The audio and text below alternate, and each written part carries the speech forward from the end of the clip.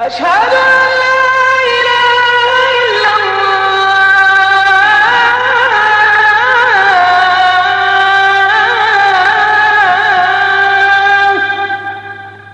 أشهد أن محمدا رسول الله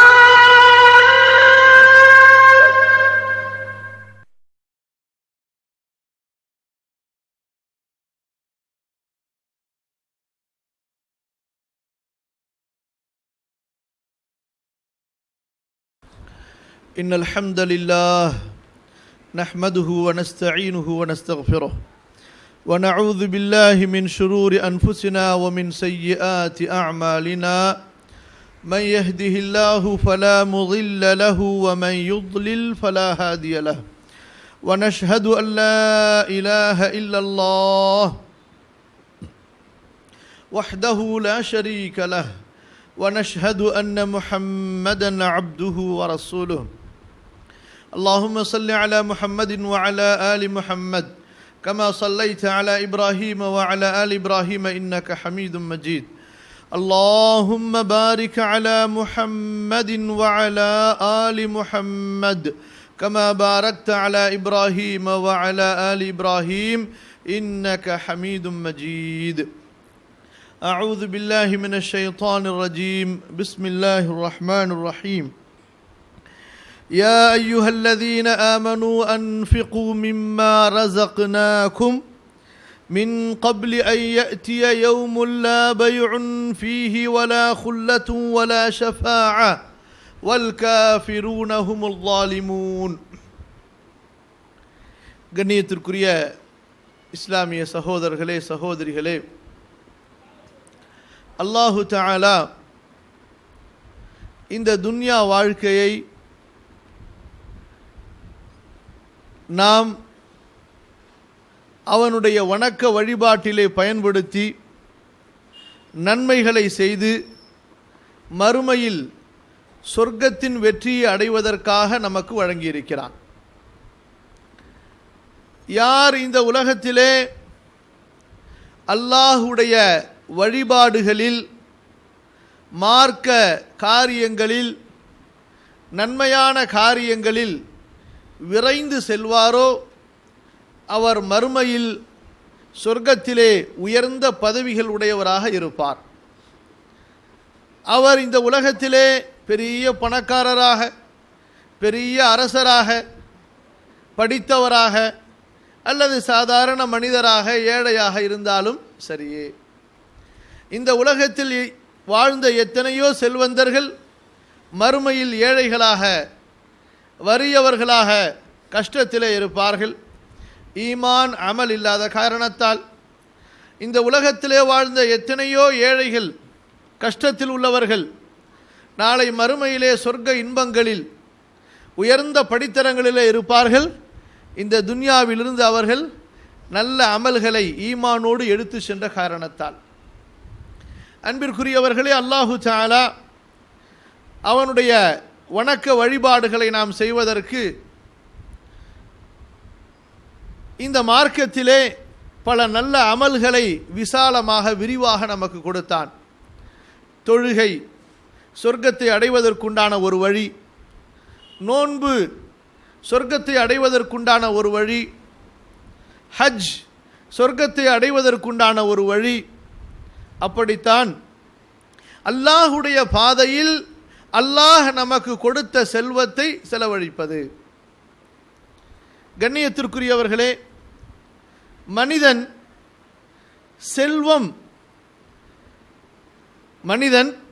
செல்வம் என்று வந்தவுடன் அவனுடைய மனது இயற்கையாக கருமித்தனத்தின் பால், கஞ்சத்தனத்தின் பால் செல்வதை பார்க்கிறோம். முன்பு சகோதரர் அவர்கள் வாசித்த அந்த வசனத்திலே அல்லாஹ் ரப்புல் ஆலமீன் அதை தெளிவாக நமக்கு சொல்கிறான். உங்களை அழைக்கப்படுகிறது அல்லாஹுவின் பாதையில் செலவழியுங்கள் என்று. உங்களிலே சிலர் கருமித்தனம் செய்கிறார்கள். மனிதனின் இயற்கை அப்படி ஆக்கப்பட்டுள்ளது. زُيِّنَ لِلنَّاسِ حُبُّ الشَّهَوَاتِ مِنَ النِّسَاءِ وَالْبَنِينَ وَالْقَنَاطِيرِ الْمُقَنطَرَةِ مِنَ الذَّهَبِ وَالْفِضَّةِ. தங்கம் வெள்ளியின் மீது பிரியம் மனிதனுக்கு அலங்கரிக்கப்பட்டுள்ளது. மனிதனின் மோகம் அதன் மீது. கண்ணியத்திற்குரியவர்களே, அல்லாஹ் இந்த மனிதனை சோதிக்கிறான். இவனுடைய உள்ளத்திலே அல்லாஹ்வுடைய அன்பு மிகைத்திருக்கிறதா? இந்த தங்கம், வெள்ளி, காசு, பணம், இந்த செல்வத்தின் மோகம் மிகைத்திருக்கிறதா? இதை சோதிப்பதற்காக அல்லாஹ் ரப்புல் ஆலமீன் செலவழிப்பதற்குண்டான நன்மையான வழிகளை ஏற்படுத்தினான். அடியான் அவனுக்கு கொடுக்கப்பட்ட செல்வத்தை எப்படி செலவு செய்கிறான், எங்கே செலவு செய்கிறான்? செலவழிக்க வேண்டும் என்று அல்லாஹு தஆலா நமக்கு கட்டளை போடும்போது மனிதனுக்கு ஒரு உண்மையை உணர்த்துகிறான்.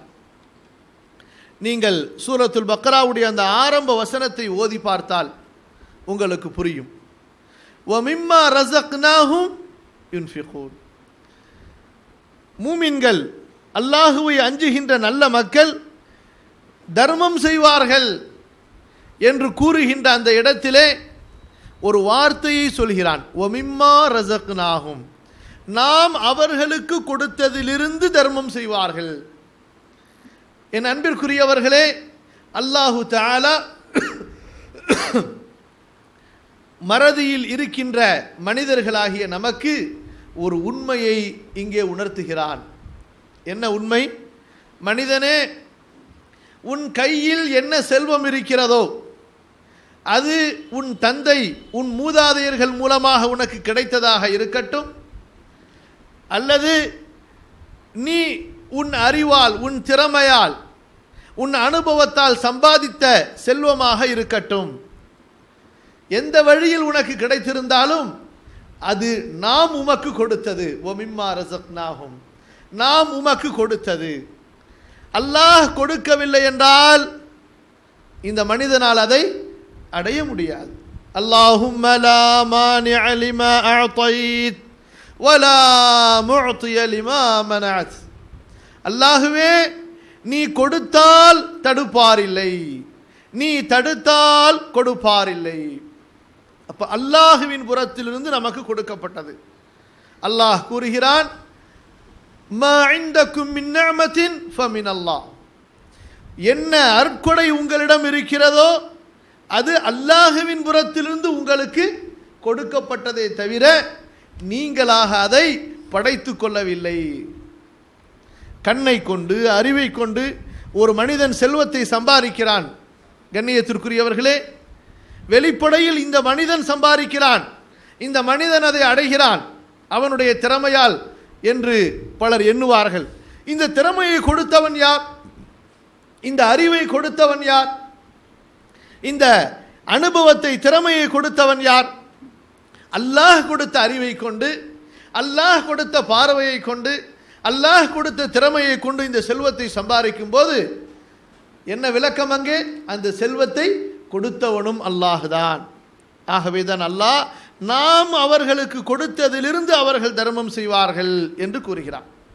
மூமின்களுடைய அடையாளம் ஒன்று கடமையான தர்மம், ஜகாத்.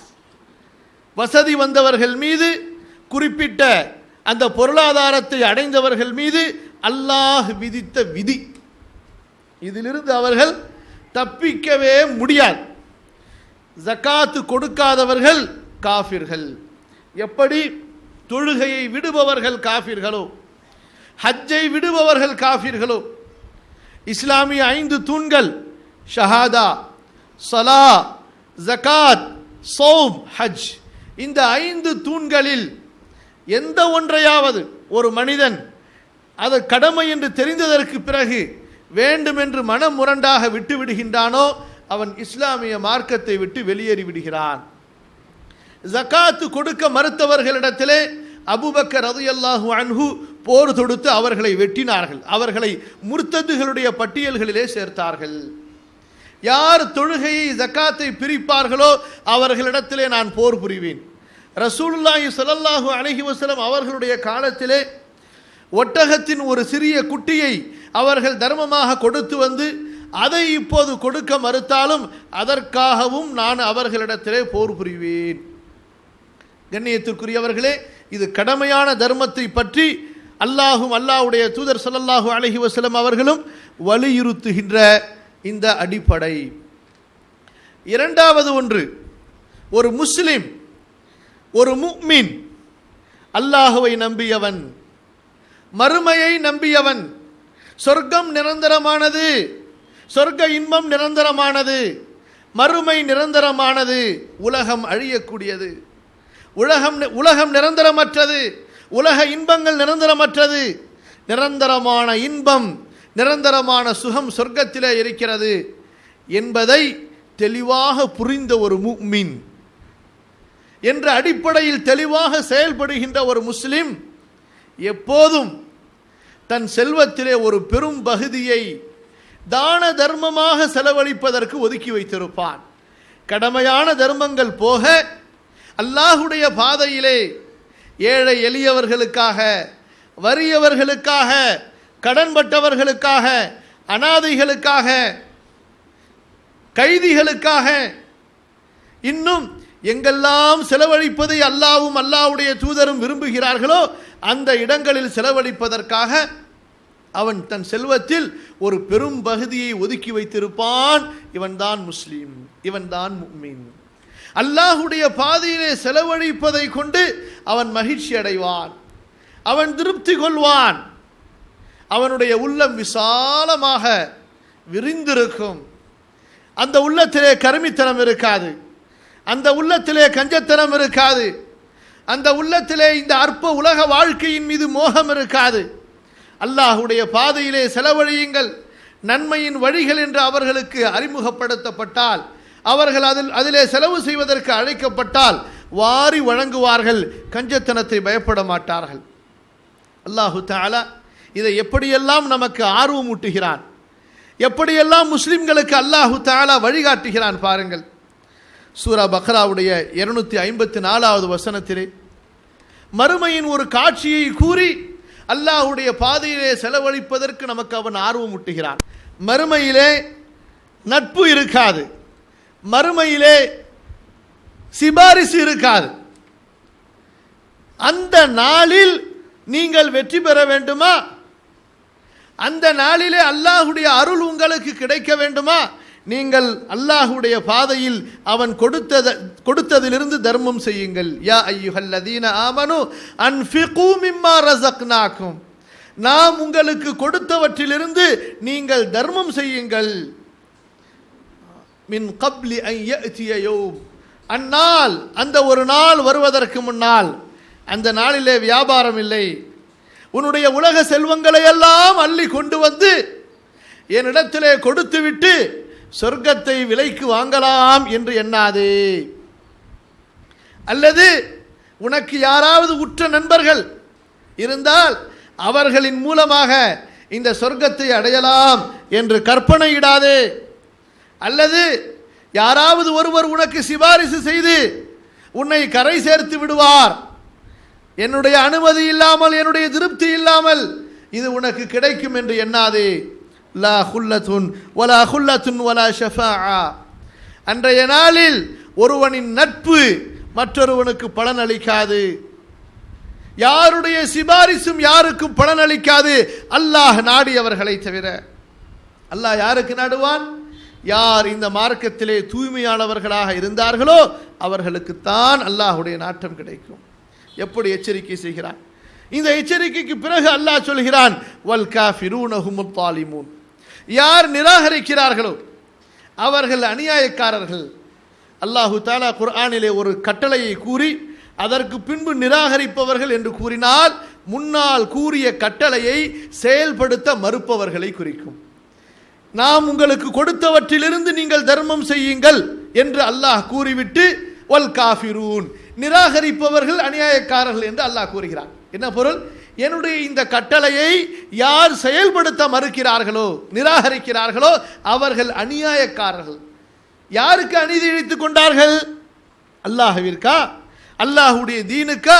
இல்லை, தங்களுக்கு தாங்களே அவர்கள் அநீதி இழைத்துக் கொண்டார்கள். எப்படி அநீதி இழைக்கிறார்கள்? கண்ணியத்திற்குரியவர்களை அல்லாஹ் கூறுவதை பாருங்கள்.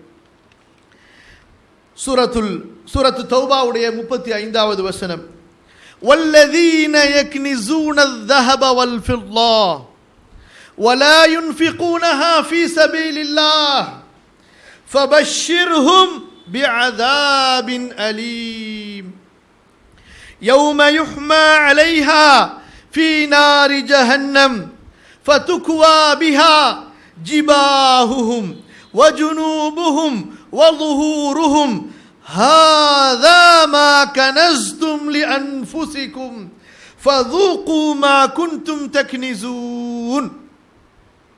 அல்லாஹ் கூறுகிறான், யார் தங்கத்தை வெள்ளியை சேகரித்து சேகரித்து வைக்கிறார்களோ, அல்லாஹுடைய பாதையில் அவற்றை அவர்கள் செலவழிப்பதில்லையோ,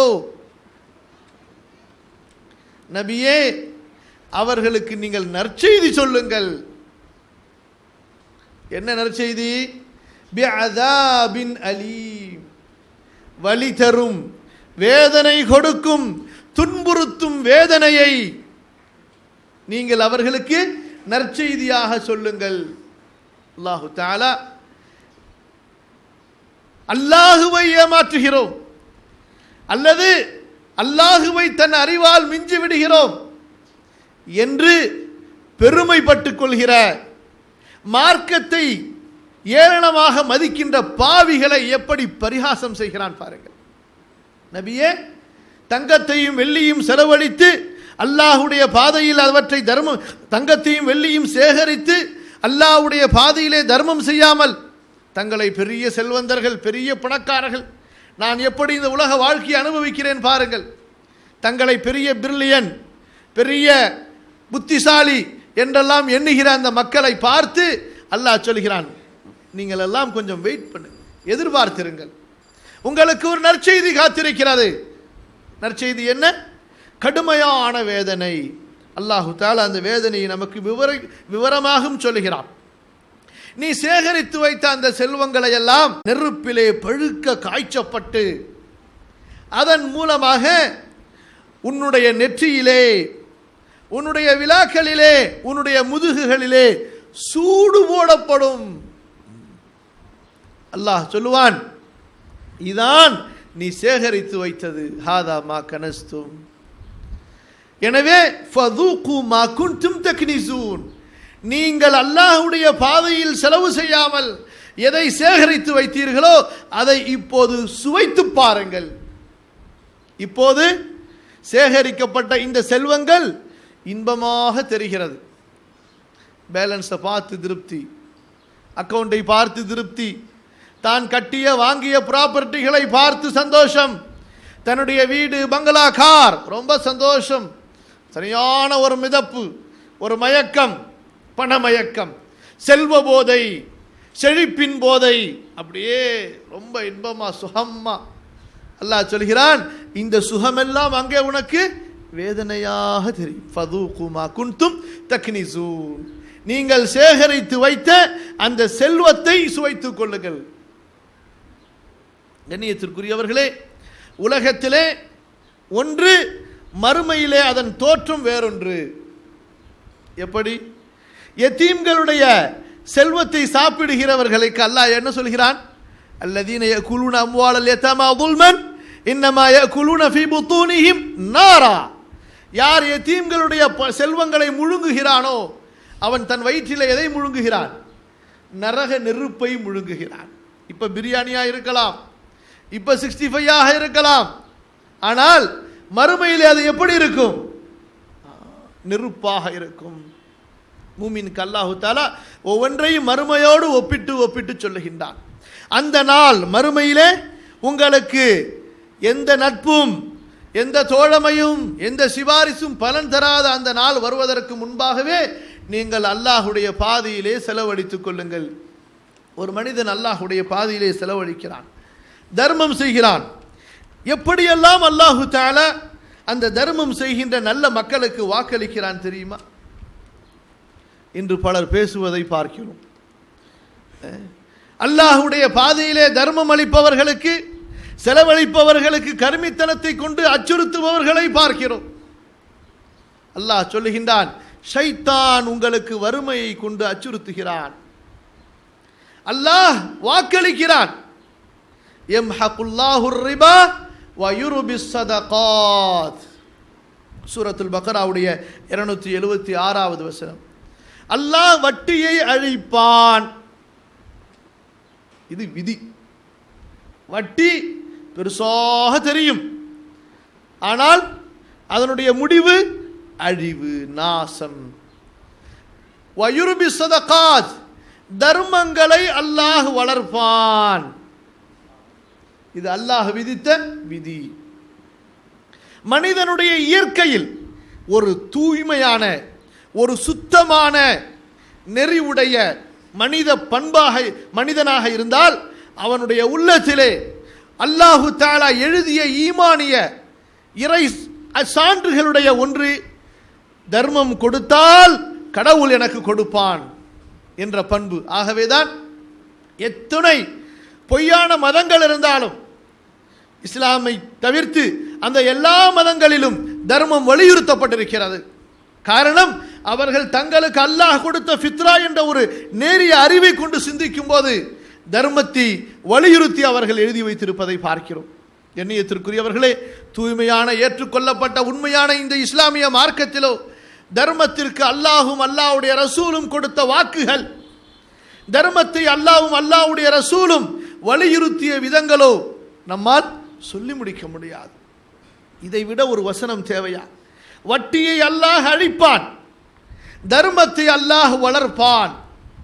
ஒரு இறை நம்பிக்கையாளருக்கு தர்மம் கொடுங்கள் என்று கூறுவதற்கு இதைவிட ஒரு ஆர்வமூட்டக்கூடிய வசனம் தேவையில்லை. அல்லாஹு தஆலா சூரத்துர் ரூம் 30வது அத்தியாயத்தின் 39வது வசனத்திலே சொல்கிறான், ஆண்டுக்கு ஆண்டு ஜக்காத்து கொடுத்தால் ஏழைகளாக ஆகிவிடுவோமே என்று ஒரு கூட்டம் சொல்ல, குர்ஆனை ஹதீஸை போதிக்கிறோம் என்று சொல்லிக்கொண்டு அந்த கூட்டத்துக்கு மட்டுமல்ல எல்லா முஃமின்களுக்கும் அல்லாஹ் சொல்கிறான், வமா ஆதைதும் மிர் ரிபா லியர்பு ஃபீ அம்வாலின் நாஸ் ஃபலா யர்பு இன்தல்லாஹ் வமா ஆதைதும் மின் ஸகாத்தின் துரீதுன பிஹி வஜ்ஹல்லாஹ் ஃபஉலாயிக ஹுமுல் முضعفون. நீங்கள் வட்டிக்காக மக்களுடைய செல்வத்திலே உங்களுடைய செல்வம் சேர்ந்து வளர வேண்டும் என்று நீங்கள் எவ்வளவு வட்டிக்கு விட்டாலும் சரி அல்லாஹ்விடத்திலே அந்த செல்வம் வளராது. மாறாக நீங்கள் எதை ஜகாத்தாக அல்லாஹ்வுடைய பாதையிலே கொடுக்கின்றீர்களோ, அல்லாஹ்வுடைய முகத்தை நாடி, அல்லாஹ் என்ன சொல்கிறான், வமா ஆதைதும் மின் ஸகாத்தின் துரீதுன பிஹி வஜ்ஹல்லாஹ், அல்லாஹ்வுடைய முகத்தை நாடி நீங்கள் ஜகாத்தை கொடுக்கும்போது அப்படி கொடுப்பவர்கள் அல்லாஹு தஆலா அவனுடைய வாசகத்தின் ஒவ்வொரு விதத்திலும் எத்துணை ஆழமான அர்த்தங்கள் குடிகொண்டுள்ளன. நான் அந்த செல்வத்திலே பரக்கத்து செய்கிறேன் என்று அல்லாஹ் சொல்லி இருக்கலாம். மாறாக அல்லாஹ் சொல்வது என்ன, எவன் ஒருவன் ஜக்காத்து கொடுக்கிறானோ அவன் தன் செல்வத்தை பெருக்கிக் கொள்கிறான். எப்படி? எவன் ஒருவன் ஜக்காத்து கொடுக்கிறானோ அவன் தன் செல்வத்தை பெருக்கிக் கொள்கிறான். வியாபாரம் செய்பவனை பார்த்து சொல்லுகின்ற வார்த்தை மக்கள். தன் பொருளை, தன்னுடைய செல்வத்தை ஒரு வியாபாரத்திலே முதலீட்டு செய்பவனை பார்த்து என்ன சொல்வீர்கள்? இவன் ரொம்ப புத்திசாலிங்க, இவன் தன்னுடைய பொருளை இன்வெஸ்ட்மெண்ட் பண்ணி தன்னுடைய செல்வத்தை பெருக்கிக் கொண்டே இருக்கிறான், தன்னுடைய எக்கனாமிக்கை நல்லா வளர்த்து கொண்டான் என்று. அல்லாஹ் சொல்லுகின்றான், நீங்கள் வளர்ப்பதற்குரிய எக்கனாமிக், நீங்கள் வளர்ப்பதற்குண்டான பொருளாதாரம், உங்களுடைய செல்வ செழிப்பை நீங்கள் பன்மடங்காக ஆக்கிக் கொள்வதற்குண்டான வழி என்ன? முறையாக பேணுதலாக ஜகாத்தை கொடுங்கள். வமா ஆதைதும் மின் ஸகாத்தின் துரீதுன பிஹி வஜ்ஹல்லாஹ், அல்லாஹ்வுடைய முகம் நாடி. எப்படிங்க? அல்லாஹ்வுடைய முகம் நாடி நீங்கள் ஜகாத்து கொடுங்கள். அப்படி நீங்கள் கொடுத்தால் உங்களது செல்வத்தை நீங்கள் இரட்டிப்பாக்கிக் கொள்கிறீர்கள், பன்மடங்குகளாக பெருக்கிக் கொள்கிறீர்கள். இதைவிட ஒரு பெரிய வாக்குறுதி, ஒரு பெரிய கேரண்டியை நாம் யாரிடத்திலிருந்து பெற முடியும்? அல்லாஹ்வுடைய தூதர் ஸல்லல்லாஹு அலைஹி வஸல்லம் சொன்னார்கள், மா நகஸத் ஸதகத்தும் மின் மாலின். இமாம் மாலிக் ரஹ்மத்துல்லாஹி அலைஹி அவர்கள் தங்களுடைய நூல் முவத்தாவிலே 1590வது ஹதீஸாக பதிவு செய்கிறார்கள். தர்மம் மா நகஸத் ஸதகத்தும் மின் மாலின், சத்தத்தை குறைச்சு வைங்க, சத்தம் வந்துட்டே. மா நகஸத் ஸதகத்தும் மின் மாலின், தர்மம் செல்வத்தை குறைக்காது. அல்லாஹ் அக்பர். அல்லாஹ்வுடைய தூதர் ஸல்லல்லாஹு அலைஹி வஸல்லம் சொல்கின்ற வார்த்தையை பாருங்கள். மா நகஸத் ஸதகத்துன் மின் மாலின். நீங்கள் அல்லாஹ்வுடைய பாதையில் தர்மம் செய்ய செய்ய அது வளர்ந்து கொண்டே செல்லும். வமா ஸாதல்லாஹு அப்தன் பிஅஃப்வின் இல்லா இஸ்ஸா. நீங்கள் மன்னிப்பதால் அல்லாஹ் உங்களுக்கு கண்ணியத்தை தான் கொடுப்பான். வமா தவாதஅ அப்துன் இல்லா ரஃபஅஹுல்லாஹ். அடியான் பணிவை மேற்கொள்ளும் போது அல்லாஹ் அவனை கண்ணியப்படுத்திக் கொண்டே இருப்பான். அல்லாஹ்வுடைய தூதர் ஸல்லல்லாஹு அலைஹி வஸல்லம் சொல்லுகின்ற அழகான நற்செய்தி. நீங்கள் தர்மம் கொடுங்கள், அந்த தர்மத்திலே எந்த குறைவும் ஏற்படாது. அல்லாஹு தஆலா எவ்வளவு அழகான உதாரணங்களை நமக்கு சொல்லி புரிய வைக்கின்றான். மஸலுல் லதீன யுன்ஃபிகூன அம்வாலஹும் ஃபீ ஸபீலில்லாஹி கமஸலி ஹப்பத்தின் அம்பதத் ஸபஅ ஸனாபில் ஃபீ குல்லி சும்புலத்தின் மிஅத்து ஹப்பா வல்லாஹு யுதாஇஃபு லிமன் யஷா வல்லாஹு வாஸிஉன் அலீம். அல்லாஹ்வுடைய பாதையிலே தங்களுடைய செல்வங்களை தர்மம் செய்பவர்களுக்கு உதாரணம் ஒரு விதையை போல. அந்த விதை 7 கதிர்களை முளைக்கச் செய்தது. ஒவ்வொரு கதிரிலும் 100 விதைகள். அல்லாஹ் நாடியவர்களுக்கு பன்மடங்காக அதை பெருக்கித் தருகிறான். நீங்கள் செய்கின்ற இந்த தர்மம் உங்களுடைய இந்த உலக பொருளாதாரத்திலும் உங்களுக்கு அல்லாஹ்வுடைய அருள் வளங்களை பரக்கத்துகளை பெற்று தருவதோடு மட்டுமல்லாமல் கபரிலே உங்களுக்கு அது அல்லாஹ்வுடைய ரஹ்மத்துகளாக, மறுமையிலே ஆகிரத்திலே அது அல்லாஹ்வுடைய பரக்கத்துகளாக இந்த மனிதனுக்கு நன்மையை சேர்க்கக்கூடியவைகளாக மாறுகின்றன. அல்லாஹ் சொல்லுகின்றான், தர்மம் எப்படி செய்ய வேண்டும். தர்மம் செய்வதற்கு மட்டும் அல்லாஹ் சொல்லவில்லை, அதனுடைய ஒழுக்கங்களையும் அல்லாஹ் சொல்லுகிறான். ஒழுக்கத்திலே முக்கியமான ஒழுக்கங்களை அல்லாஹ் குர்ஆனிலே நமக்கு சொல்லிவிடுகிறான். ஒன்று என்ன? அல்லாஹ்வுடைய பாதையிலே தர்மம் செய்யுங்கள், அதற்கு பிறகு சொல்லி காண்பிக்காதீர்கள். அதற்கு பிறகு நீங்கள் புகழப்பட வேண்டும் என்று விரும்பாதீர்கள். மேலும் யாருக்கு நீங்கள் தர்மம் கொடுத்தீர்களோ, அது தனி மனிதனாக இருக்கட்டும் அல்லது ஒரு நிறுவனமாக இருக்கட்டும், சொல்லி காண்பித்து அல்லது அவர்களை கேவலப்படுத்தி அவர்களுக்கு தொந்தரவு தந்து உங்களுடைய தர்மங்களை நீங்கள் வீணாக்காதீர்கள். இப்படி இன்றி யார் தங்களுடைய தர்மங்களை அல்லாஹ்வுடைய பாதையிலே கொடுத்ததற்கு பிறகு சொல்லி காண்பிக்கவில்லையோ, தொந்தரவுகள் தரவில்லையோ, அவர்களுக்கு அவர்களுடைய கூலி அவர்களுடைய இறைவனிடத்திலே நிச்சயமாக உண்டு. அவர்களுக்கு பயமும் இல்லை, அவர்கள் கவலையும் படமாட்டார்கள். மறுமையினுடைய திடுக்கங்கள், மறுமையின் பயங்கரங்கள், மறுமையினுடைய துக்கம் நிறைந்த அந்த நிகழ்வுகள், கண்ணியத்திற்குரியவர்களே, அல்லாஹ் வாக்களிக்கிறான். யார் இந்த அடிப்படையில் தர்மம் செய்கிறார்களோ அவர்களுக்கு மறுமையிலே பயம் இருக்காது, அவர்கள் கவலைப்பட மாட்டார்கள். அல்லாஹு தஆலா சொல்கிறான், தர்மம் கொடுக்க முடியவில்லையா, அழகிய முறையிலே பேசி சொல்லி அனுப்பிவிடுங்கள், கண்ணியமான முறையிலே அனுப்பிவிடுங்கள். அவர்கள் வலியுறுத்தி வலியுறுத்தி மீண்டும் மீண்டும் கேட்கிறார்களா, மன்னித்து விடுங்கள், அவர்களை நீங்கள் மன்னித்து விடுங்கள்.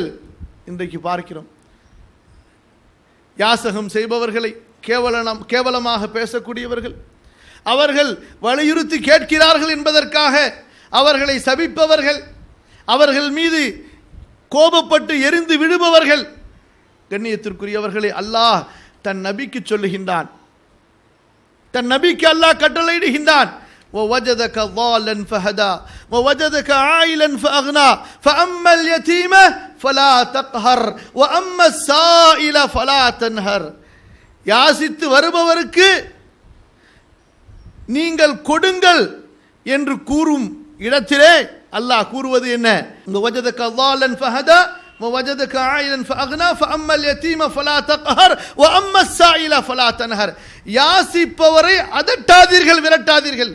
நீ கொடுக்கல ரெண்டாவது விஷயம், நீ ஏதாவது போடல அது தனி விஷயம். ஆனால் அவனை அதட்டாதே, அவனை மிரட்டாதே, அவனை விரட்டாதே. அடிப்படை ஒழுக்கத்தை அல்லாஹ் சொல்லித் தருகிறான். கண்ணியத்திற்குரியவர்களே, அல்லாஹ் சொல்கிறான், நம்பிக்கைக்குரியவர்களே, நீங்கள் செய்கின்ற தர்மங்களை சொல்லி காண்பித்தோ நோவினை தந்தோ அந்த தர்மங்களை நீங்கள் வீணாக்கி கொள்ளாதீர்கள். எப்படி நீங்கள் முகஸ்துதிக்காக பேரும் புகழுக்காக தர்மம் செய்தால் அந்த தர்மங்கள் வீணாகி விடுமோ? பேருக்கும் புகழுக்கும் தர்மம் செய்பவர்களுக்கு உதாரணம் என்ன? அல்லாஹ் சொல்கிறான், ஒரு பெரிய கரும் பாறை, அந்த பாறையிலே மண் ஒட்டி இருக்கிறது. ஒரு மழை பொழிந்தால் அந்த மண் அந்த பாறை கழுவப்பட்டு சுத்தமாக ஆகிவிடும். அப்படித்தான் நீங்கள் செய்கின்ற தர்மம். நாளை மறுமையிலே இதனுடைய எந்த பலனையும் அடைய மாட்டீர்கள். யார் சொல்லி காண்பிப்பதற்காக, புகழுக்காக, பேருக்காக தர்மம் செய்கிறார்களோ அவர்களுடைய தர்மங்கள் அங்கீகரிக்கப்படுவதில்லை. மாறாக மறுமையில் அவர்களுக்கு நஷ்டமாகவும் கேடாகவும் மாறிவிடுகிறது. அடுத்து, இன்று புதிதாக ஃபத்வாக்கள் வந்து கொண்டே இருக்கும். ஒவ்வொரு ஆண்டும் ஒரு புதிய ஃபத்வாக்கள். மார்க்கம் முழுமையாகிவிட்டது என்று அல்லாஹ் கூறியது போக மார்க்கத்திலே நாங்கள் புதிதாக கண்டுபிடித்து மக்களுக்கு சொல்கிறோம். கேட்டால் லேசான சட்டத்தை சொன்னால் மார்க்கத்தை ஈஸியாக எல்லாரும் பின்பற்றுவார்கள். அல்லாஹ் சொல்லுகின்ற சட்டங்களுக்கெல்லாம் மாற்றமாகத்தான் இவர்களுடைய லேசான சட்டங்கள் இருக்கும். அல்லாஹ் என்ன சொல்கிறான்? சூரத்துல் பக்ராவுடைய 267வது வசனம், நம்பிக்கையாளர்களே, நீங்கள் சம்பாதித்த செல்வத்திலே நன்மையா சுத்தமானவற்றில் ஹலாலானவற்றிலிருந்து நீங்கள் தர்மம் செய்யுங்கள். மேலும் நாம் உங்களுக்கு பூமியிலிருந்து எதை உற்பத்தி செய்து கொடுத்தோமோ அதிலே நீங்கள் அல்லாஹ்வுடைய பாதையிலே தர்மம் செய்யுங்கள். வலா தயம்மமுல் ஹபீஸ மின்ஹு துன்ஃபிகூன், கெட்டதை, ஹபீஸ் அசுத்தமானதை, அதாவது ஹராமானதை செலவழிக்க நீங்கள் நாடாதீர்கள். மட்டமானதை, மோசமானதை நீங்கள் செலவழிக்க நாடாதீர்கள். வலஸ்தும் பிஆஹிதி, அந்த மட்டமானது, ஹராமானது உங்களுக்கு கொடுக்கப்பட்டால் நீங்கள் அதை வாங்க மாட்டீர்களே. அன்பிற்குரியவர்களே, அல்லாஹ்வுடைய தூதர் ஸல்லல்லாஹு அலைஹி வஸல்லம் சொல்கிறார்கள், ஒரு மனிதன் திருடுகிறான் அல்லது ஒரு மனிதன் மோசடி செய்கிறான், அதாவது பாவமானதிலிருந்து சம்பாதிக்கிறான், பிறகு அதிலிருந்து தர்மம் கொடுக்கிறான். இந்த தர்மத்தை அல்லாஹ் ஏற்றுக்கொள்வதில்லை. சம்பாதிக்கப்பட்ட விதம் ஹராமாக இருந்தால் அதை நீங்கள் அல்லாஹ்வுடைய பாதையிலே செலவழிப்பதை கொண்டு ஹலாலாக மாறிவிடாது. புரிந்ததுங்களா? ரெண்டு விஷயம். ஒன்று, வந்த வழி ஹலால், செலவழிக்கப்பட்ட வழி ஹலால், இது தனி. ரசூலுல்லாஹி ஸல்லல்லாஹு அலைஹி வஸல்லம் அவர்களுடைய மனைவியார் ஆயிஷா ரலியல்லாஹு அன்ஹாவிற்கு பரீரா என்று ஒரு அடிமை இருந்தார்கள். அவர்கள் தர்மம் பெறுவதற்கு தகுதி உள்ளவர்கள், ஜகாத் அல்லது சதகா பெறுவதற்கு தகுதி உள்ளவர்கள். ஜகாத் சதகா என்பது ஹலாலா ஹராமா? தகுதி உள்ளவர்கள் பெறுவது ஹலால். பரீரா ரலியல்லாஹு அன்ஹா சதகா பெற்றார்கள், அது அவர்களுக்கு ஹலால். பிறகு ரசூலுல்லாஹி ஸல்லல்லாஹு அலைஹி வஸல்லம் அவர்களுடைய வீட்டுக்கு அதை எடுத்து வந்தபோது ரசூலுல்லாஹி ஸல்லல்லாஹு அலைஹி வஸல்லம் அவர்கள் பரீராவிடமிருந்து அதை சாப்பிடுகிறார்கள். இது ரசூலுல்லாஹி ஸல்லல்லாஹு அலைஹி வஸல்லம் அவர்களுக்கு ஹலால். ஏன்? தகுதி உள்ள பரீரா சதகாவை பெறுகிறார், பின்பு அதை ரசூலுல்லாஹிற்கு அன்பளிப்பாக சாப்பிட கொடுக்கிறார். இரண்டு வழிகளும் ஹலாலான வழிகள். சில அழைப்பாளர்கள், சில மார்க்க ஆலிம்கள் இந்த ஹதீஸை வைத்துக்கொண்டு ஒருவன் வட்டி வாங்கி வியாபாரம் செய்தால் அல்லது மதுக்கடை வைத்து வியாபாரம் நடத்தினால் பிறகு அவன் மஸ்ஜிதுக்காகவோ அல்லது மதரசாவுக்காகவோ அல்லது யாருக்காவது தர்மம் கொடுத்தால் அது தப்பில்லை, அந்த தர்மத்தை வாங்கிக் கொள்ளலாம். பரீராவிடமிருந்து ரசூலுல்லாஹ் வாங்கவில்லையா? எப்படி ஆதாரம்? பரீராவிடமிருந்து ரசூலுல்லாஹ் வாங்கவில்லையா? ரசூலுல்லாஹ்விற்கு ஜகாத் வாங்குவது ஹராம் தானே? கண்ணியத்திற்குரியவர்களே, ஆம், ரசூலுல்லாஹ்விற்கு ஜகாத் வாங்குவது ஹராம். ரசூலுல்லாஹி ஸல்லல்லாஹு அலைஹி வஸல்லம் அவர்களா ஜகாத் வாங்கினார்கள்? வாங்கியது யார்? பரீரா ரலியல்லாஹு அன்ஹா. ஹலால் அவர்களுக்கு. வாங்கி தனக்கு அவர் உரிமையாகிவிட்டது, அது இனி ஜகாத்தாக இல்லை. ஒரு மனிதன் ஏழை ஒருவரிடமிருந்து ஜகாத்தை பெற்றுவிட்டால் ஹலாலான வழியிலிருந்து அவன் அந்த ஜகாத்தை பெறும் பொழுது அது அவனுக்கு முற்றிலும் ஹலாலாக ஆகிவிடுகிறது. அதற்கு பிறகு அவன் அந்த தனக்கு உரிமையான அந்த செல்வத்தை தன்னுடைய மனைவிக்கு சாப்பிட கொடுக்கலாம், தன்னுடைய பிள்ளைக்கு சாப்பிட கொடுக்கலாம். ஒரு பெரிய கோடீஸ்வரனை அழைத்து வந்து தன்னுடைய வீட்டுக்கு அவன் விருந்தும் கொடுக்கலாம். இரண்டு வழிகளும் ஹலால். இது தனி. இங்கே இவர்கள் எடுக்கின்ற கியாஸ், அந்த அனுமானம் என்ன? மது வியாபாரம் செய்வது ஹராம், வட்டி வாங்குவது ஹராம், வேறு ஹராமான வியாபாரங்கள், தடுக்கப்பட்ட வியாபாரங்கள், இதனுடைய வழிகள் ஹராம். இதிலிருந்து சம்பாதித்ததற்கு பிறகு நீங்கள் மஸ்ஜிதுக்கு கொடுக்கலாம், நீங்கள் மதரசாவுக்கு கொடுக்கலாம், அது தனி. அவர்களிடத்திலே நாம் நன்கொடை வாங்கலாம் என்று கூறுவது முற்றிலுமாக குர்ஆன் ஹதீஸினுடைய அடிப்படைகளை அறியாத காரணமாகும். ஆகவே இந்த விஷயத்திலே கண்ணியத்திற்குரியவர்களே கவனமாக இருந்து கொள்ளுங்கள். அடுத்த அன்பிற்குரியவர்களே, நம்முடைய வாழ்க்கையிலே நாம் பல எண்ணங்களை வைத்திருப்போம், பலவிதமான திட்டங்கள் நமக்கு இருக்கலாம். பெரிய திட்டம் என்ன தெரியுமா? பெரிய நம்முடைய நோக்கம் எதுவாக இருக்க வேண்டும் தெரியுமா? இந்த உலகத்திலே நாம் வாழ்கின்ற வாழ்க்கையோடு நம்முடைய வழிபாடுகள், நம்முடைய நன்மைகள் முடிந்துவிடக்கூடாது. நான் இறந்ததற்கு பிறகும் எனக்கு நன்மை கிடைத்து கொண்டே இருக்க வேண்டும். நம்முடைய மார்க்கம் சொர்க்கத்தை நாம் தேடுவதற்கு எத்தனை வழிகளை கொடுத்திருக்கிறது பாருங்கள்.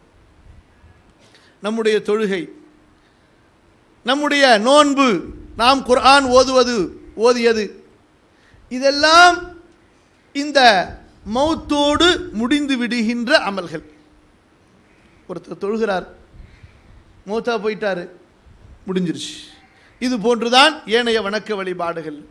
அல்லாஹ்வுடைய தூதர் ஸல்லல்லாஹு அலைஹி வஸல்லம் அவர்கள் மூமின்களுக்காக அவர்கள் இறந்ததற்கு பின்பும் அவர்களுக்கு தொடர்ந்து நன்மைகள் சேருவதற்குண்டான வழிகளையும் நமக்கு சொல்லிச் சென்றிருக்கிறார்கள். ஒரு முஸ்லிம் அவனுடைய ஆசை அப்படி இருக்க வேண்டும். யா அல்லாஹ், என்னுடைய மரணத்திற்கு பிறகும் என்னுடைய நன்மைகள் தொடர வேண்டும். காரணம் என்ன தெரியுமா அன்பிற்குரியவர்களே? சொர்க்கம் என்பது அங்கே உங்களுடைய தரங்கள் அமல்களை வைத்துத்தான் முடிவு செய்யப்படும், வணக்க வழிபாடுகளை கொண்டுதான் முடிவு செய்யப்படும். இந்த உலகத்துடைய ஹசப், நசப், பரம்பரை, அழகு, பொருளாதாரம் இவற்றை கொண்டு முடிவு செய்யப்படுவதில்லை. யார் அதிகமான அமல்கள் செய்து வந்திருக்கிறார்கள் அவர்களுக்கு சொர்க்கத்திலே பெரிய சொர்க்கம். அல்லாஹுவை தினந்தோறும் பார்க்கலாம், ரசூலுல்லாஹி ஸல்லல்லாஹு அலைஹி வஸல்லம் அவர்களோடு வீற்றிருக்கலாம், நபிமார்கள், சித்தீக், சுஹதாக்களோடு வீற்றிருக்கலாம். அதற்கு ரசூலுல்லாஹி ஸல்லல்லாஹு அலைஹி வஸல்லம் சொல்லுகின்ற அந்த வாய்ப்பை பாருங்கள். சஹீஹ் முஸ்லிமுடைய 3084வது ஹதீஸ். அபூ ஹுரைரா ரலியல்லாஹு அன்ஹு அறிவிக்கின்றார்கள், இதா மாத்தல் இன்சான் இன்கதஅ அன்ஹு அமலுஹு, ஒரு மனிதன் இறந்து விட்டால் அவனுடைய அமல் முடிந்து விடுகிறது. இல்லா மின் ஸலாஸத்தின், 3 அமல்களை தவிர. இல்லா மின் ஸதகத்தின் ஜாரியா, நிரந்தரமான ஒரு தர்மம். அடுத்து இப்னு மாஜாவிலே ஒரு ஹதீஸ் வருகிறது. அந்த ஹதீஸிலே இந்த நிரந்தரமான தர்மம் என்ன என்பதற்குண்டான விளக்கம் வருகிறது. இல்லா மின் ஸதகத்தின் ஜாரியத்தின், ஜாரியா தொடர்ந்து ஓடிக்கொண்டிருக்கிற, ஜரா என்றால் ஓடுதல், தொடர்ந்து ஓடிக்கொண்டிருக்கின்ற, நடந்து கொண்டிருக்கின்ற என்று கூட சொல்லவில்லை, வருகின்ற என்று கூட சொல்லவில்லை, தொடர்ந்து ஓடுகின்ற. அதாவது அவ்வளவு அளப்பெரிய நன்மைகள், அவ்வளவு, அதாவது ஒரு தடையை திறந்து விட்டால் வெள்ளம் எப்படி ஓடி வருமோ அது போன்று ஓடி வருகின்ற அந்த தர்மம், அதனுடைய நன்மை பரவலாக இருக்கின்ற அந்த நன்மை, அந்த தர்மம் ஒன்று. அவ் இல்மின் யுன்தஃபஉ பிஹி, அல்லது கல்வி, அதன் மூலமாக பலன் பெறப்படுகிறது, பலன் கிடைத்துக் கொண்டிருக்கிறது. என் அன்பிற்குரியவர்களே, சிந்தித்து பார்த்தோமா? எத்துணை அரசர்கள் இந்த உலகத்திலே வாழ்ந்திருப்பார்கள். முஸ்லிம்களிலே, முஸ்லிம் மாமன்னர்களிலே எத்துணை அரசர்கள் வாழ்ந்திருப்பார்கள். இன்று அவர்களுடைய பெயர்களிலே யாருக்காவது ஒரு பெயர் 2 பேர் தெரியலாம், அதற்கு மேல் பெயர்கள் தெரியும். ரொம்ப பேருக்கு அப்படி பெயர்களே தெரியாது. 4 கலீஃபாக்களுடைய பெயர்களை தவிர அதுவும் ரொம்ப பேருக்கு தெரியாது என்பது தனி விஷயம். அப்படியும் ஒரு கூட்டம் இருக்குது. எத்துணை மன்னர்கள் இந்த உலகத்திலே வாழ்ந்திருக்கிறார்கள், அவங்களுடைய பேரெல்லாம் தெரியுமா? சரி, பேர் தெரிஞ்சு அவர்களுடைய பெயர்களை கூறப்படும் போது, உச்சரிக்கப்படும் போது, யாராவது அந்த மன்னர்களுக்காக அல்லாஹ் அவருக்கு கருணை காட்டட்டும், அவருடைய கபரை அல்லாஹ் விசாலமாக்கட்டும் என்று பிரார்த்திப்பதை பார்த்திருக்கிறீர்களா? ஆனால் இன்று இப்போது படித்தும் இமாம் முஸ்லிம் என்று சொல்லும்போது நம்மை அறியாமலேயே நம் நாவிலிருந்து என்ன வருகிறது? ரஹ்மத்துல்லாஹி அலைஹி இமாம் மாலிக் தங்களுடைய முவத்தாவிலே எழுதுகிறார்கள் ரஹ்மத்துல்லாஹி அலைஹி. இமாம் புகாரி எங்கே பிறந்தார், எங்கே வாழ்ந்தார், எங்கே மரணித்தார், 1200 ஆண்டுகளுக்கு மேலாக ஆனதற்கு பிறகும் அவர்களுடைய பெயரை கேட்கும்போது உலகத்தில் உள்ள கோடான கோடி முஸ்லிம்கள் ஒவ்வொரு முறை அவருடைய பெயரை உச்சரிக்கும் போதும் ரஹ்மத்துல்லாஹி அலைஹி, அல்லாஹ் அவர் மீது கருணை காட்டட்டும் என்று சொல்கிறார்களே. ஏன்? அவர்கள் இல்முக்காக வாழ்ந்தார்கள், அல்லாஹ்வுடைய குர்ஆனுக்காக சுன்னாவுக்காக வாழ்ந்தார்கள். இன்று ஒரு கூட்டம் இருக்கிறது, சஹாபாக்களுக்கு துஆ செய்ய வேண்டியதில்லை, நல்லோர்கள் சாலிஹீன்கள் உலமாக்களுக்கு துஆ செய்ய வேண்டியதில்லை என்று சொல்கிற ஒரு கூட்டம். யார் அவர்களை வெறுக்கிறார்களோ, குரோதங்கள் யாருடைய உள்ளத்திலே நிறைந்து விட்டதோ அவர்களை பற்றி நாம் பேசவில்லை. மூமின்கள் அவர்களுடைய பண்பாடு என்ன? தங்களிலே இறந்துவிட்ட சாலிஹான முன்னோர்களுக்காக மக்ஃபிரத்துடைய துஆ செய்வார்கள். சூரத்துல் ஹஷருடைய 10வது வசனத்திலே அல்லாஹ் சொல்கிறான், வல்லதீன ஜாஉ மின் பஅதிஹிம், சஹாபாக்களுக்கு பின்னால் வருகின்ற மக்கள் அவர்கள் சொல்வார்கள், அல்லாஹ்விடத்திலே பிரார்த்திப்பார்கள், யகூலூன் ரப்பனா இக்ஃபிர் லனா வ லிஇக்வானினா அல்லதீன சபகூனா பில் ஈமான் வ லா தஜ்அல் ஃபீ குலூபினா கில்லல் லில்லதீன ஆமனூ ரப்பனா இன்னக ரഊஃபுர் ரஹீம். யா அல்லாஹ், எங்களையும் மன்னித்து விடு, ஈமான் கொண்டு எங்களுக்கு முன்னால் சென்று விட்ட எங்களுடைய சகோதரர்களை மன்னித்து விடு, அவர்கள் விஷயத்திலே எங்களுடைய உள்ளத்திலே குரோதங்களை பகைமையை ஏற்படுத்தி விடாது. அல்லாஹும்ம ஆமீன். கண்ணியத்திற்குரியவர்களே, இல்ம், பலன் தருகின்ற இல்ம் எத்துணை இமாம்கள், இமாம் அபூ ஹனீஃபா, இமாம் ஷாஃபிஈ, இமாம் மாலிக், இமாம் அஹ்மத் இப்னு ஹம்பல், இமாம் நவவி, இமாம் இப்னு ஹஜர், எத்துணை இமாம்கள். அல்லாஹ் அக்பர். மூமின்கள் அவர்களை பற்றி பேசும் போதெல்லாம் அல்லாஹ் அவர்கள் மீது கருணை காட்டட்டும். அவர்கள் ஆட்சி செய்யவில்லை, அவர்கள் பெரிய ஆடம்பரமான வாழ்க்கைக்கு சொந்தக்காரர்கள் இல்லை. இமாம் புகாரி ரஹ்மத்துல்லாஹி அலைஹி அவர்கள் மௌத்தா போகும் பொழுது அவர்களுக்கு என்று சொந்த வீடு கிடையாது, அவர்களுக்கு என்று சொந்த பூமி கிடையாது, ஹிஜ்ரா செய்து சென்றார்கள். மரணிக்கும் போது அவர்கள் விட்டு சென்ற சொத்து என்ன தெரியுமா? அவர்கள் எழுதிய இந்த சஹீஹுல் புகாரியும் மற்ற நூல்களும் தான். கண்ணியத்திற்குரியவர்களே, எப்படிப்பட்ட புகழை அல்லாஹ் அவர்களுக்கு இந்த உலகத்திலே கொடுத்திருக்கிறார். ஏன்? அவர்கள் அல்லாஹ்வுடைய இல்மை படித்து மக்களுக்கு படித்து கொடுத்தார்கள். இன்று வரை உலகத்திலே உள்ள கோடான கோடி முஸ்லிம்கள் அமல் செய்கிறார்கள் சஹீஹுல் புகாரியை படித்து என்று சொன்னால். இமாம் புகாரி கபரிலே இருக்கிறார்கள். அந்த மூமின்களுடைய கோடான கோடி மூமின்களுடைய நன்மைகள் எல்லாம் யாருக்கு சென்று கொண்டிருக்கிறது? இந்த மூமின்களுக்கு கிடைப்பதை போன்று எந்த விதமான குறைவு இல்லாமல் யாருக்கு கிடைத்துக் கொண்டிருக்கிறது? இமாம் புகாரிக்கு கிடைத்துக் கொண்டிருக்கிறது, இமாம் முஸ்லிமுக்கு கிடைக்கிறது. இது போன்ற அந்த ஹதீசுகளை நபியிடமிருந்து பெற்று கற்பித்த கோடான கோடி தாபீன்களுக்கு கிடைக்கிறது, கோடான கோடி சஹாபாக்களுக்கு கிடைக்கிறது. அத்துணை நபர்களுடைய அந்த நன்மைகளும் அப்படியே ரசூலுல்லாஹ்விற்கு கிடைத்துக் கொண்டிருக்கிறது. ஏன்? அத்துணை லட்சம் சஹாபாக்கள், அத்துணை கோடி தாபீன்கள், தபு தாபீன்கள், இமாம்கள், அவர்களிடத்திலிருந்து கல்வியை பெற்று அமல் செய்கின்ற உலக முடிவு நாள் வரை வருகின்ற முஸ்லிம்கள், இவர்களுடைய அமல்கள் எல்லாம் இவர்களுக்கு கிடைப்பதை போன்று யாருக்கு கிடைத்துக் கொண்டிருக்கிறது? யாருக்கு? ரசூலுல்லாஹ் ஸல்லல்லாஹு அலைஹி வஸல்லம். ஏன்? அவர்கள்தான் அல்லாஹ்விடத்திலிருந்து குர்ஆனை பெற்று நமக்கு கற்பித்தார்கள். அல்லாஹ் அக்பர். கண்ணியத்திற்குரியவர்களை சிந்தித்து பாருங்கள். அடுத்து, அவ்வலதின் சாலிஹின் யதுஉ லஹு, அல்லது தனக்காக துஆ கேட்கின்ற குழந்தை, பிள்ளைகள், ஆண் பிள்ளையோ பெண் பிள்ளையோ, அந்த குழந்தை அல்லாஹ்விடத்திலே பிரார்த்திக்க வேண்டும். ரப்பிர்ஹம்ஹுமா கமா ரப்பயானி ஸகீரா, என் இறைவா, என் பெற்றோர்கள் மீது கருணை காட்டு, அவர்கள் என்னை என் சிறு பிராயத்திலே என்னை வளர்த்தது போன்று, எனக்கு தர்பியா செய்தது போன்று, என்னை பக்குவமாக பராமரித்தது போன்று. அந்த குழந்தைகள், இந்த 3 விஷயங்களை அல்லாஹ்வுடைய தூதர் ஸல்லல்லாஹு அலைஹி வஸல்லம் அவர்கள் சொல்லுகின்றார்கள். இந்த சதகா ஜாரியா தொடர்ந்து வருகின்ற அந்த தர்மம் என்று எடுத்துக்கொள்ளும் போது சுனன் இப்னு மாஜாவிலே 238வது ஹதீஸிலே ரசூலுல்லாஹி ஸல்லல்லாஹு அலைஹி வஸல்லம் அதற்குரிய விவரங்களை சொல்லுகின்றார்கள்.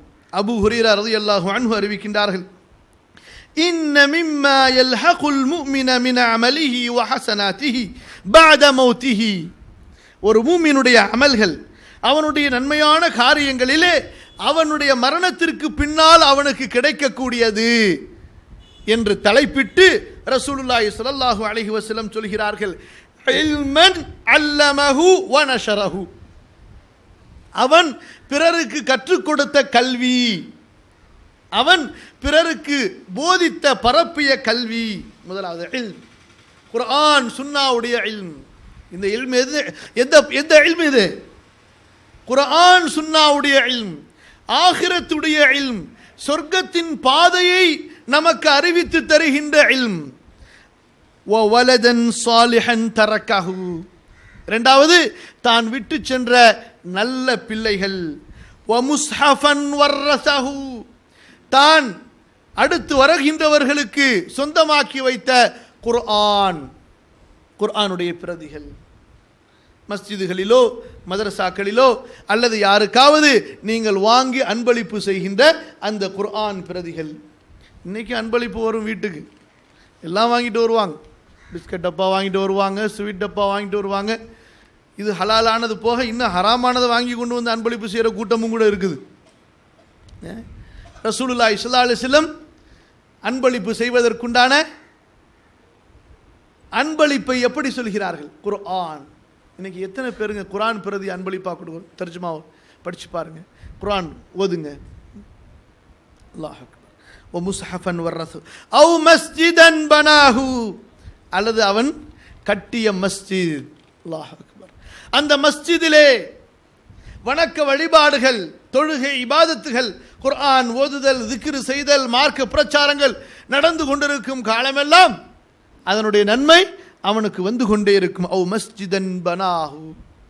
மஸ்ஜிது கட்டி கொடுக்கணும். எப்படிங்க? நான் ஏழை, என்னால் ஒரு 500 ரூபா தர்மம் செய்ய முடியும். ரொம்ப அதிகப்படியாக எடுத்தால் ஒரு 1000 ரூபாய், ரொம்ப முயற்சி செஞ்சால் ஒரு 2000. என்ன செய்ய முடியும்? இதற்கும் அல்லாஹ்வுடைய தூதர் ஸல்லல்லாஹு அலைஹி வஸல்லம் அவர்கள் நமக்கு சொல்கிறார்கள். உஸ்மான் ரலியல்லாஹு அன்ஹு அவர்கள் மஸ்ஜித் நபவி விரிவுபடுத்தும் பொழுது மக்கள் எல்லாம் சொன்னார்கள், இவ்வளவு பெருசாக மஸ்ஜிதை கட்டுறீங்களேன்னு சொல்லிட்டு. அப்போ உஸ்மான் ரலியல்லாஹு அன்ஹு அவர்கள் சொன்னார்கள், ரசூலுல்லாஹி ஸல்லல்லாஹு அலைஹி வஸல்லம் சொல்லிய ஹதீஸ், யார் அல்லாஹ்வுடைய பாதையிலே அல்லாஹ்விற்காக ஒரு மஸ்ஜிதை கட்டுவானோ அவனுக்கு அல்லாஹ் சொர்க்கத்திலே ஒரு வீட்டை கட்டுவான். எனக்கு என்னுடைய வீடு சொர்க்கத்திலே பெருசாக இருக்க வேண்டும் என்ற ஆசை, அதனால் மஸ்ஜிதை பெருசாக கட்டுகிறேன். ஆடம்பரமாக இன்று மஸ்ஜிதை அலங்கரிக்கிறார்களே, அதை இங்கே சொல்லவில்லை. சிலரை பார்த்துருக்கலாம், பள்ளிவாசல் மஸ்ஜிது சின்னதாக இருக்கும், ஒழுங்கான எந்த வசதியும் இருக்காது, ஆனால் ஊர் பெருமைக்கு மினாரா மட்டும் கட்டியிருப்பாங்க. சில பேர் மஸ்ஜிதை கோடி ரூபா, லட்ச ரூபா கோடி ரூபா போட்டு கட்டியிருப்பாங்க.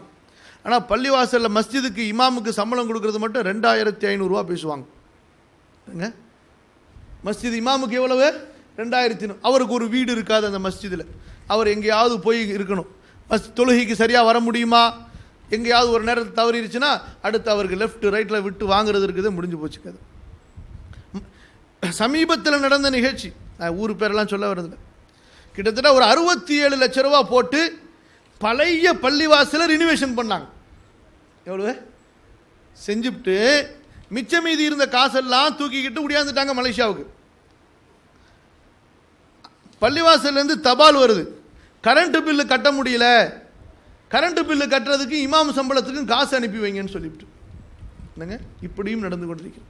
எத்துணை ஊர்களிலே போட்டிக்காகவே பள்ளி கட்டுறாங்க. இந்த ஊரில் 50 லட்ச ரூபாய்க்கு கட்டினாங்களா, நாங்கள் 55 லட்ச ரூபாய்க்கு, 60 லட்ச ரூபாய்க்கு, 1 கோடி ரூபாய்க்கு. லா ஹவ்ல வலா குவத்த இல்லா பில்லாஹ்.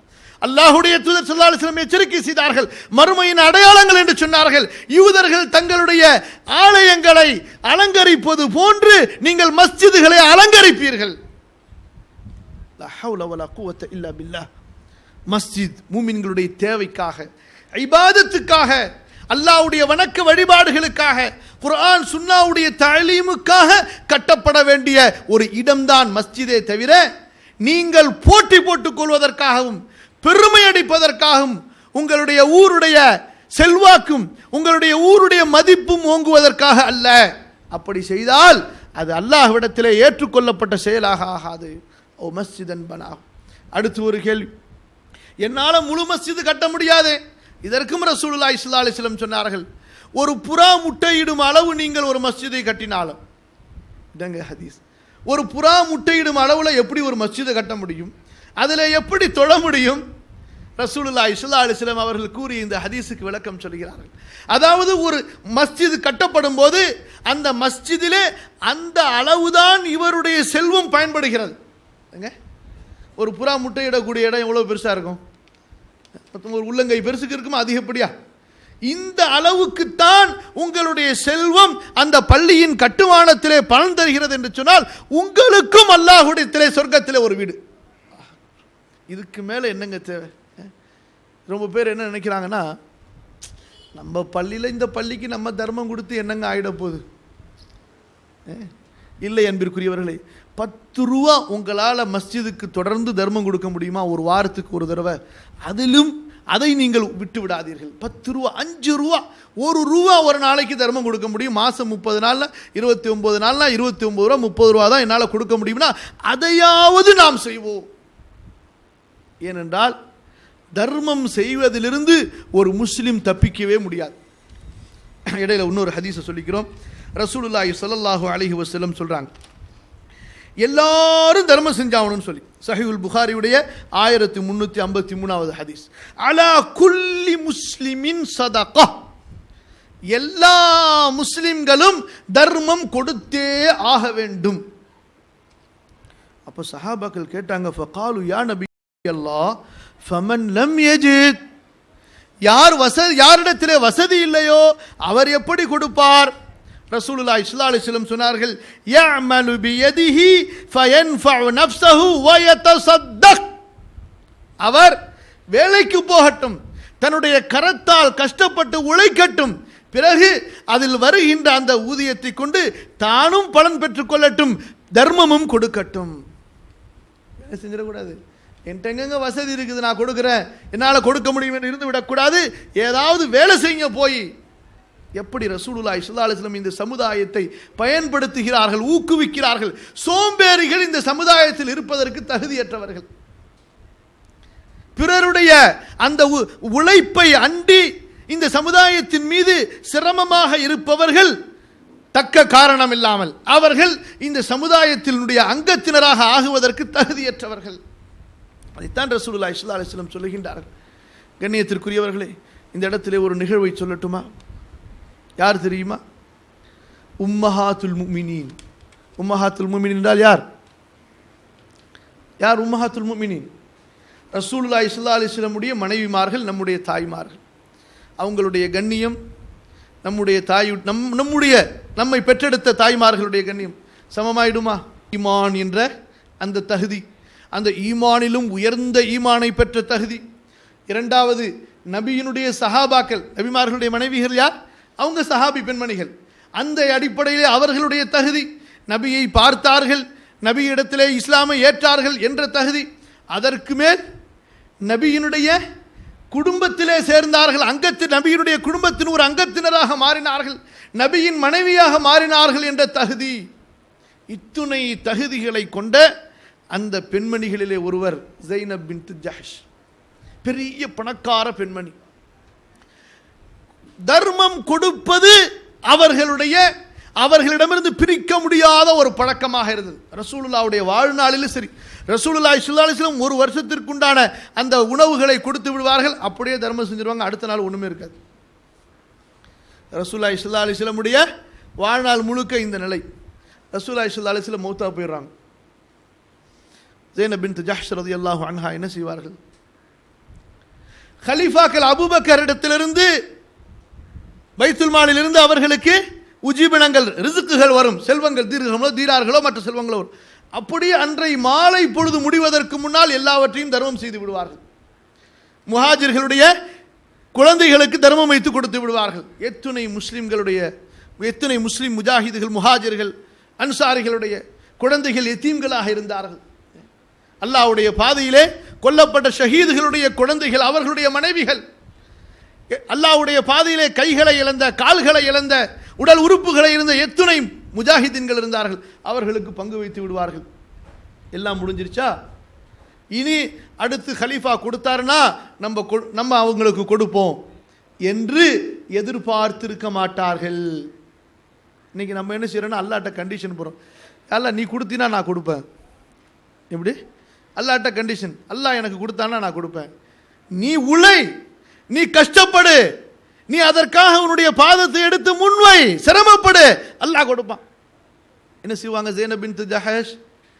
அன்சாரி பெண்களுடைய வீட்டுக்கு வேலைக்கு செல்வார்கள், அவர்களுடைய வீட்டை பெருக்குவார்கள், அவர்களுடைய வீட்டிலே வேலை செய்வார்கள்.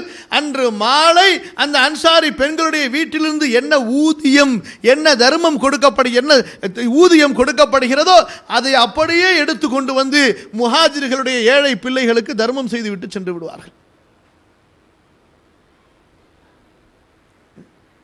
அல்லாஹ் அக்பர். நீங்கள் உலகத்தில் ஒரு கண்ணியம் இருக்கும் என்றால் ரசூலுடைய கண்ணியத்திற்கு பிறகு ரசூலுடைய மனைவி என்ற ஒரு கண்ணியத்தை விடவா இருந்திருக்க முடியும்? எத்துணை அரசர்களோ எத்துணை செல்வந்தர்களோ அவர்களுடைய கண்ணியங்கள் எல்லாம் என்ன? மண் குப்பை. ஒரு நபியினுடைய மனைவி, உம்மஹாத்துல் முஃமினுடைய ஒரு தாய் கஷ்டப்படுகிறார்கள்.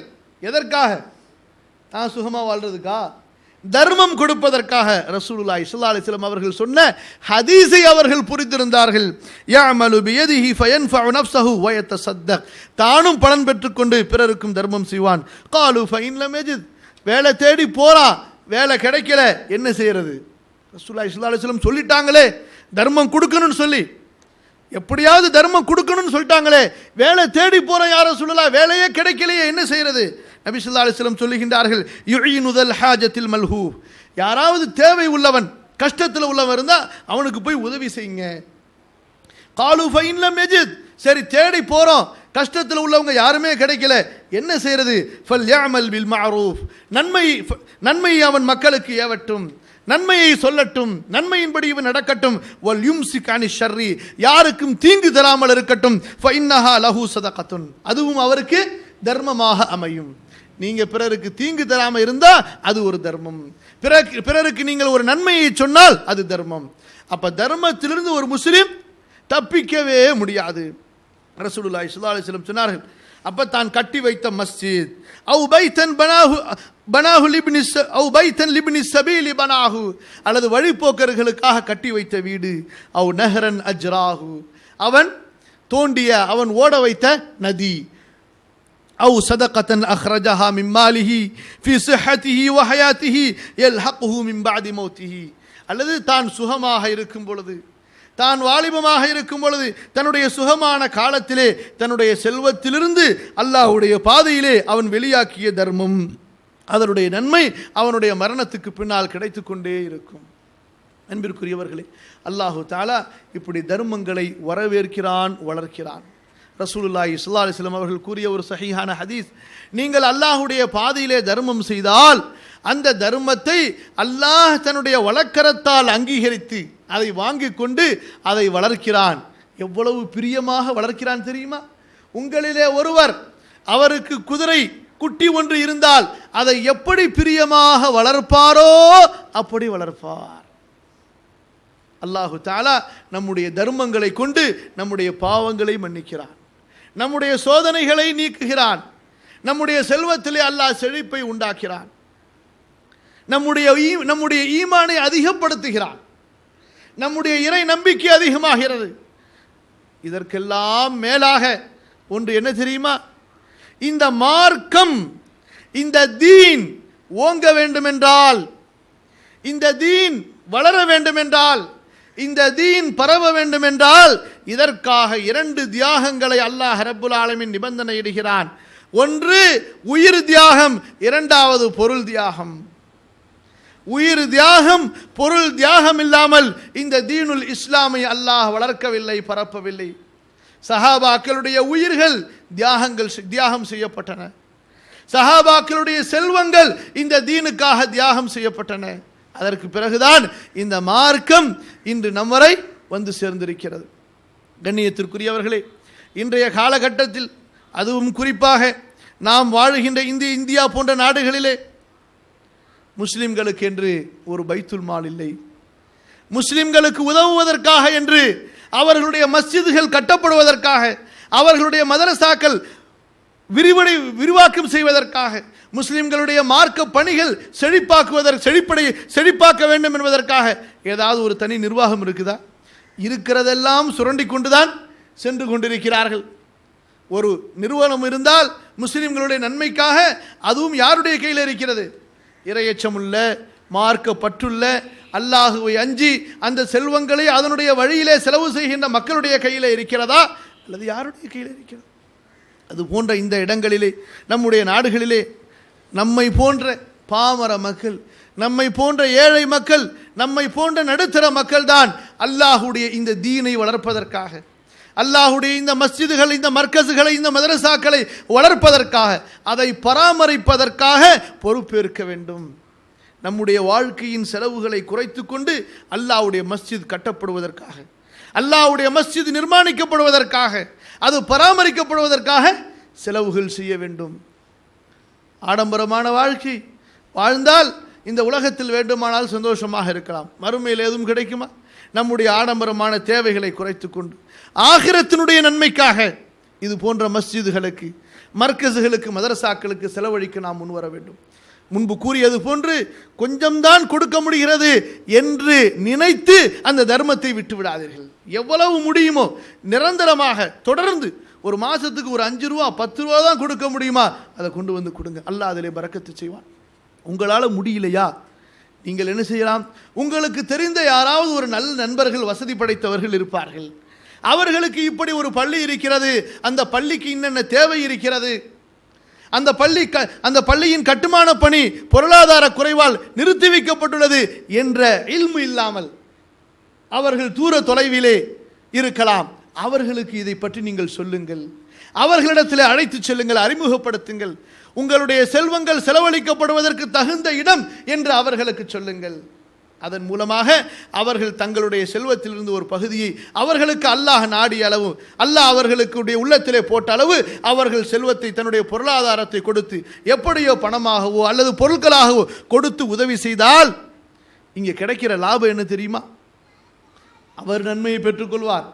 நீங்கள் கொஞ்சம் நேரம் கொடுத்தீர்கள் பாருங்கள், கொஞ்சம் வழிகாட்டினீர்கள் பாருங்கள், அவர் கொடுத்த தர்மத்தின் அளவு உங்களுக்கும் அப்படியே கிடைக்கும். அதற்கான எல்லா விதமான ஆகுமான முயற்சிகளையும் நாம் செய்வோமாக என்று எனக்கும் உங்களுக்கும் கூறி முடிக்கிறேன். அக்கூலு கௌலி ஹாதா வ அஸ்தக்ஃபிருல்லாஹ் லி வ லக்கும். வஸ்ஸலாமு அலைக்கும் வ ரஹ்மத்துல்லாஹி வ பரகாத்துஹு.